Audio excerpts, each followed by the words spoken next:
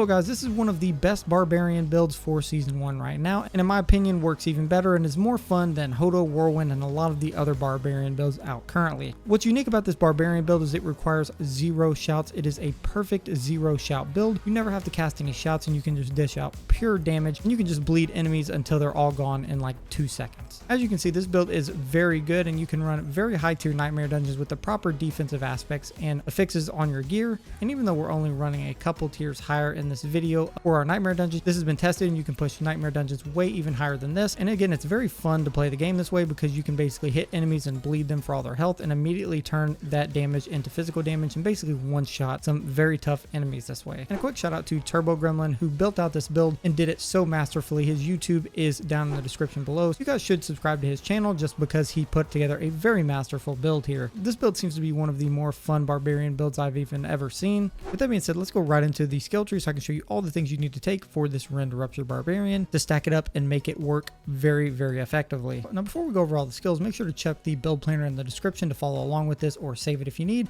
It's going to be a very great quick reference for this build layout and everything that it includes. So first, you can see here for our basic skill, we're going to want to take Flay. So Flay is our primary basic attack that's going to cause bleeding damage over 5 seconds, and it's going to start the chain for this massive amount of bleed damage. This is going to give you that bleeding attack, and also Flay has a 15% chance to make the enemy vulnerable for 2 seconds, double that when using a two-handed weapon, and when Flay deals direct damage to an enemy, they take 10% increased bleeding damage. And so you're going to take Enhanced Flay and Battle Flay to set that up exactly that way. Then you're going to want to come down here and take Rend. So Rend is going to be another one of our primary attacks that deals out and dishes a ton of bleeding damage to enemies. Again, this is going to cause bleeding damage over 5 seconds, and dealing direct damage with Rend extends the duration of vulnerable, meaning you can stack it, which is a very good synergy. And then again, direct damage with Rend grants you 4 fury per enemy hit, up to a maximum of 20 per hit. So if you're hitting multiple enemies, you're going to be able to regenerate your fury very, very quickly and almost never run out. We're going to want to stack 5 out of 5 for Rend, and then again take Enhanced Rend and Furious Rend for the modifiers. And then you want to come down here and take Ground Stomps. The Ground Stomp is a huge ability for this build, and what happens is you smash the ground, damaging and stunning enemies around you for 4 seconds. And because enemies are stunned, later in the build we're going to be able to take advantage of those stunned enemies to deal additional damage to them. And then you want to take Enhanced Ground Stomp and Tactical Ground Stomp, so that way you generate 40 fury when you use Ground Stomp. And then we also want to take Martial Vigor, which gives us damage reduction against elites increased by 9%. Again, that's going to drastically help us for the end game. And if you ever need a break from the long and hard Diablo 4 grind,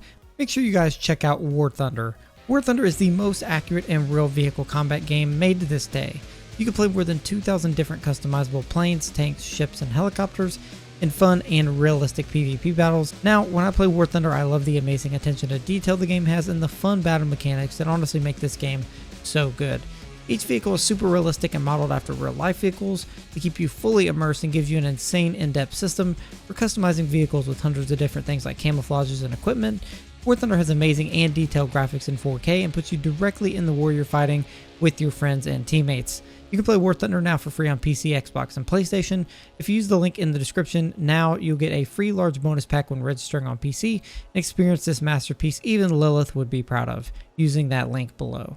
And then you also want to come down here and take Iron Skin. This is going to be one of our primary defensive and staying alive abilities. This is going to give you a barrier that absorbs 50% of your missing life for 5 seconds. We only need 1 out of 5 points here. And then we want to take Enhanced Iron Skin and Tactical Iron Skin, so that while Iron Skin is active, we heal for an additional 10% of the barrier's original amount as life per second. Once you stack up a good enough barrier, you're going to be healing in the background, allowing us to keep up our health again in a lot of situations. Then you're going to grab Swiftness for our movement speed buff to increase it by 12%. You want 3 out of 3 here. And then you want to come down here and take 3 out of 3 for aggressive resistance, gain 9% damage reduction while berserking. Again, this is just going to help us with survivability, and we don't need prolific fury because our fury regeneration is perfectly fine with the way this build is set up. Next, you want to jump down here and grab the Pit Fighter passive. This is where you deal 9% increased damage to close enemies and gain 6% distant DR. And then once you've done this, you want to also grab the passive here, No Mercy. This is where you have 12% increased critical strike chance against immobilized, stunned, or slowed enemies. So having any extra points here, even after 3, is helpful for our increased critical strike chance. And also, we're going to take the Exposed Vulnerability passive, 2 out of 3. This is when dealing direct damage with a weapon mastery skill. Cause your next core skill to make enemies vulnerable for 2 seconds, which will help us when using our weapon mastery skill to make a lot of enemies vulnerable when we use Rend immediately after. Now, additionally, you can see here we have an insane amount of ranks for Rupture. This is going to be one of our key abilities, and with 17 out of 5 points here, you need 5 points here, and then you'll get the additional 12 through your gear. This is going to give us an insane amount of increased damage overall and bleeding damage with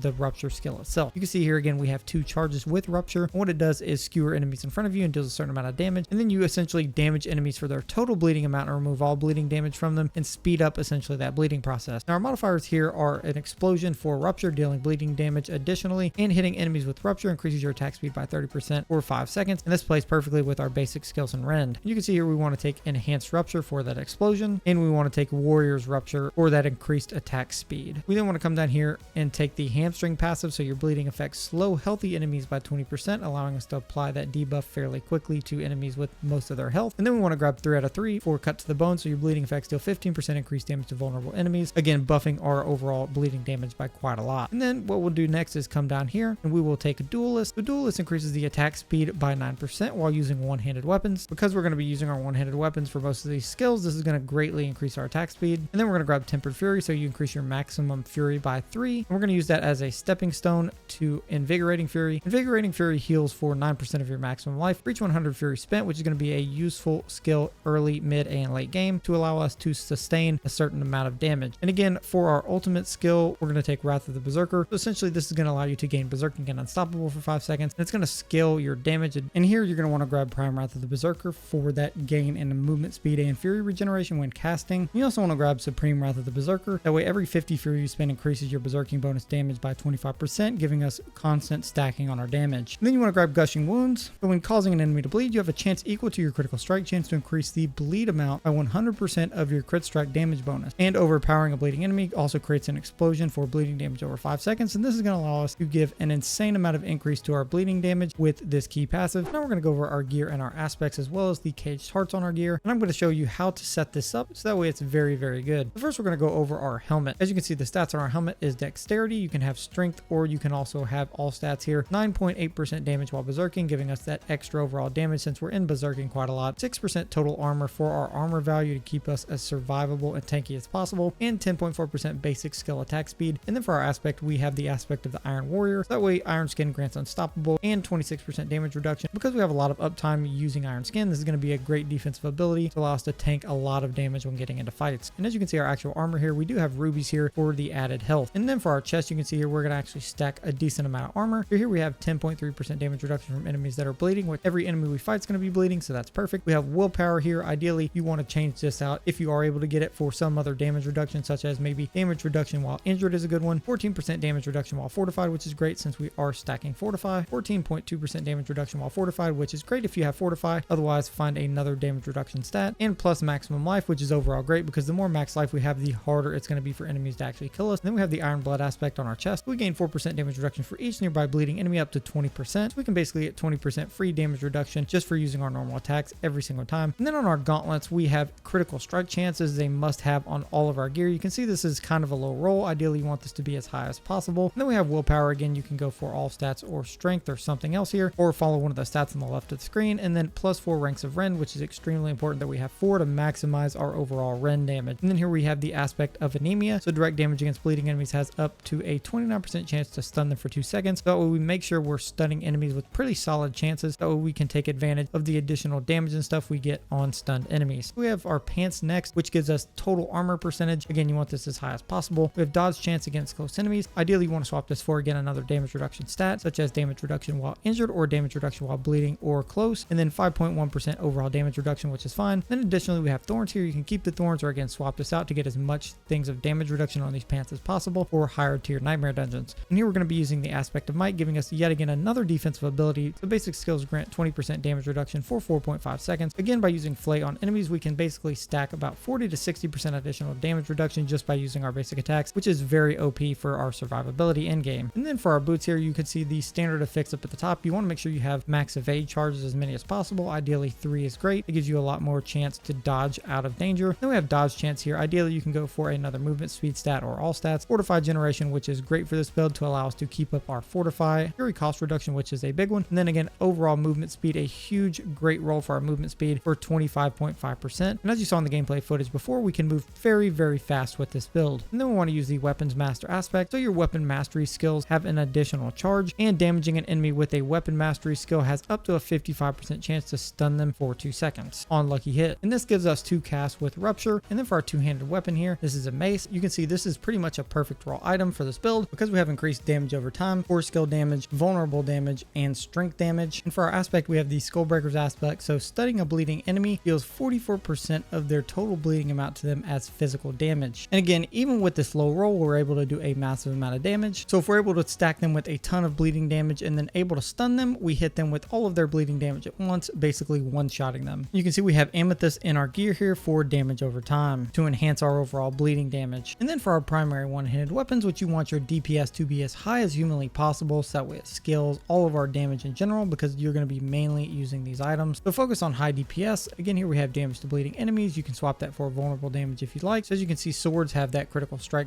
positive damage affix up top. That is fixed. We have damage to injured enemies, which you could swap if you want for vulnerable damage. We have strength here, which is our main stat, which is great. We have core skill damage and critical strike damage. Again, multiplicatively stacking our damage. And then we have the accelerating aspect here. So critical strikes with core skills increase your attack speed by 18% for 5 seconds. Again, allowing us to cast a lot of our abilities, especially our basic attack, and hit a ton of times all at once, applying bleed on bleed on bleed and allowing us to basically stack up a bunch of damage very quickly this way. Then for our other sword, you're going to want about the same things: vulnerable damage, strength, damage to slowed enemies, and critical strike damage. Again, as long as you have strength, vulnerable damage, critical strike damage, and then some other stat here, that should work perfectly fine. And then you have the aspect of berserk ripping. So whenever you deal direct damage while berserking, you inflict 27% of the base damage dealt as additional bleed damage over 5 seconds. And next we have the Fields of Crimson unique two-handed sword, and this is going to be a very important piece of the build. So you can see here we get damage with two-handed slashing weapons, which is perfect, and get a huge damage bump there. Damage over time by 40%, which gives us a ton of additional bleed damage. Next we have 16% rupture cooldown reduction. This will be changed with the patch on the 2nd, but again, this shouldn't be a big deal because we already have 2 charges of rupture, so that shouldn't really matter. And then we have plus 9 ranks of rupture. A lot of people have gotten the sword and never used it, and I'm telling you, it's very good when paired with this build. And how this works is while using the weapon, you damage at least one enemy with the rupture, and it creates a blood pool that inflicts a certain amount of bleed damage over 6 seconds. And when enemies stand in the pool, they take 15% increased bleeding damage. So when you're using this weapon and you hit them with rupture, essentially they get a lot more bleeding damage put on them over time while standing in this pool, greatly increasing our overall bleed damage, again when stacked with even the gems and all the other stats we have. Next we have our amulet. So our amulet is going to give us plus 3 ranks of all weapon mastery skills. This is a pretty important one. We have 10% cooldown reduction. We have plus 1 rank to the No Mercy passive, which is perfectly good here. And then we have plus 37.5% movement speed for 4 seconds after killing an elite. So if you get an additional movement speed roll on this piece instead of that No Mercy rank, again, that should be perfectly fine because you're going to be speeding across the map like a madman. And here we have the aspect of disobedience. Again, another great defensive aspect to keep us alive in nightmare dungeons. So you gain that additional percent armor increase for 4 seconds up to 31.5%. And then we have our Wrathful Heart here. So your damage over time effects are increased by 37.5% for each different crowd control effect on the target. And unstoppable monsters and staggered bosses instead take a lot of damage increase from your damage over time effects. So by applying a bunch of different crowd control effects on the target, such as stun, slow, etc., etc. So as we keep stacking these, we're greatly increasing our bleed damage on top of enemies and just again multiplying our bleed damage through the roof. And then we also do a solid amount of extra damage to unstoppable monsters and staggered bosses. In our ring here, this is ideally the perfect setup that you want: vulnerable damage, critical strike chance, critical strike damage, and damage to close enemies, again adding to each one of our damage buckets. And the aspect here is the Edge Master's aspect. We get increased percentage damage for our primary available resource. So as our fury is more full, we're going to be dealing more damage. And then our Caged Heart, you want a Devious Heart here. After spending 190 of your primary resource, your next attack stuns enemies hit for 4 seconds, and this is going to again stun a lot of enemies, so we can keep applying these debuff effects to them and increase our DOT damage. And then our final ring here is a very important aspect that you want on this ring, so you gotta make sure you don't miss this one. So again, here we have vulnerable damage, damage to bleeding enemies, critical strike damage, and critical strike chance. And then the aspect here is the slaking aspect, and this makes it so you have up to a 40% chance to gain 20 fury when Rend deals direct damage to at least 1 bleeding enemy, allowing us to stack our fury and almost never run out of it. So this is a very important aspect to have. And the Devious Heart here, we have your skills have a 29% chance to knock down all enemies for 1.25 seconds when that skill's attack speed is higher than 30%. And because the way the build's set up, our attack speed is very high, allowing us to get a lot of knockdowns on enemies this way and basically taking them out of the fight from being able to do basically any damage. Finally, we're going to go over our Paragon board, and this Paragon board is set up all the way until endgame. So firstly, we're going to start with our original starting board, and we're going to slot the exploit glyph here. This way we can always proc vulnerable on enemies right from the jump, regarding if you're leveling or lower level. So this is a primary thing to have in your first set. Additionally, you want to make sure you grab these rare nodes and a lot of these magic nodes around here and meet the requirements for exploit, so that way you again do get the procs for vulnerable. Then we're going to go for our second build. Our second build is going to be the Warbringer board with the Ire glyph. So you can see we're going to slot the Ire glyph here. This is going to give us increased damage while berserking, which we are berserking quite a bit with this build. So we get a bunch of additional additional damage here with the 10% reduced damage from elites as an additional bonus. Extremely important. That's why we have this early, so we can meet that additional requirement. Again, we do jump around here and grab the Warbringer legendary node, so that way for every 75 fury we spend, we do get maximum life as fortify to constantly keep up our fortify with this build. Again, just follow the nodes right here and make sure you have the Glyph slotted and you should be good. Next, for our third board, we're going to run the Decimator board with the Ambidextrous glyph. This is going to give us 8% increased damage while wielding one-handed weapons and a large bonus to all magic nodes within the range, which primarily are going to be these, so we get damage reduction pretty greatly from these nodes, and then we also get the vulnerable damage here as well as some stats for dexterity, which again get over doubled. Then you also want to make sure you grab these nodes up here for again additional vulnerable damage. It's going to make a big difference, as well as the armor or in-game nightmare dungeons. And then for our fourth board, you actually want to go up from here into the hemorrhage board. So in the hemorrhage board, we're going to want to slot the disembowel glyph, so that way we get additional increased bleeding damage on enemies, and killing a bleeding enemy has a 10% chance to reduce your cooldowns, so giving us much lower cooldowns overall. Like I already mentioned, this greatly increases our bleeding damage, and these specific nodes down here give us damage reduction versus enemies that bleed, which are great. These nodes up here give us 10% damage to bleeding enemies and damage over time. You also get physical damage over time over here, so this helps us as well. And then for our fifth and final board, you want to make sure you jump down here to the Blood Rage board. This is going to be running the Blood Feeder glyph, so that way we do 8% increased damage to bleeding targets, and you have a 5% increased critical strike chance against bleeding enemies with the additional bonus. So here we also have nodes for damage to bleeding enemies and damage to elites, and then over here we have damage to bleeding enemies again, giving us that extra damage, and then damage reduction from enemies that are bleeding, allowing us to get additional damage reduction on top of the massive amounts of damage reduction we already have. And then finally, we have these damage while berserking nodes down here, so we can take advantage of that and stack that damage as well for our build. And with this entire board setup, you should be dealing a lot of damage and a lot of bleed damage to basically every enemy in the game, and greatly increase our survivability. So for our DPS rotation, make sure you fully understand the build and read the notes in the build guide below. Turbo Gremlin did a great job of concluding all of the skills, all of the hearts and everything, explaining it, breaking it down fully. Now really quickly, I'll touch on the DPS rotation.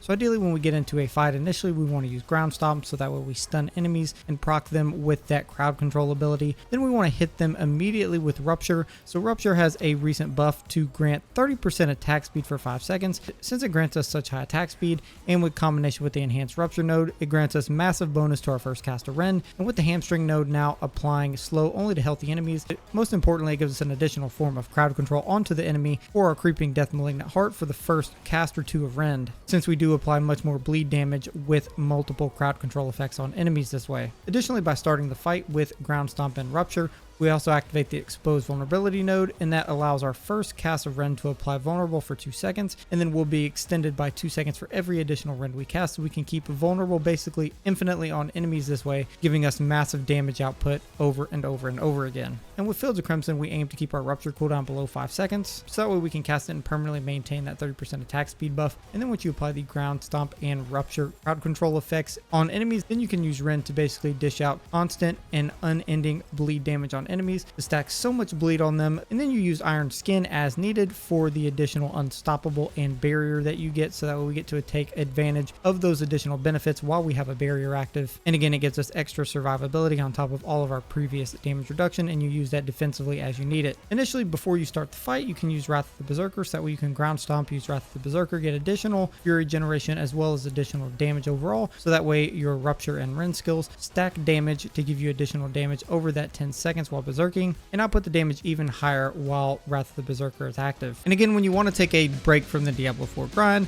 guys, make sure you try War Thunder in the description below. Make sure to go download that right now and try it out. It's free on Xbox, PC, PlayStation, and again, you get that free large bonus when you sign up using the link in the description. And again, that's the ideal DPS rotation, and again, you can basically hit enemies and bleed them out entirely. Again, guys, make sure you check out the Diablo 4 planner in the description, and subscribe to Turbo Gremlin, who actually built this build out and sent me the footage that you guys are seeing. So make sure to go check him out below. Let me know what you think of this Barbarian build, and check out one of these awesome Diablo 4 videos on the left or on the right. That being said, thank you guys.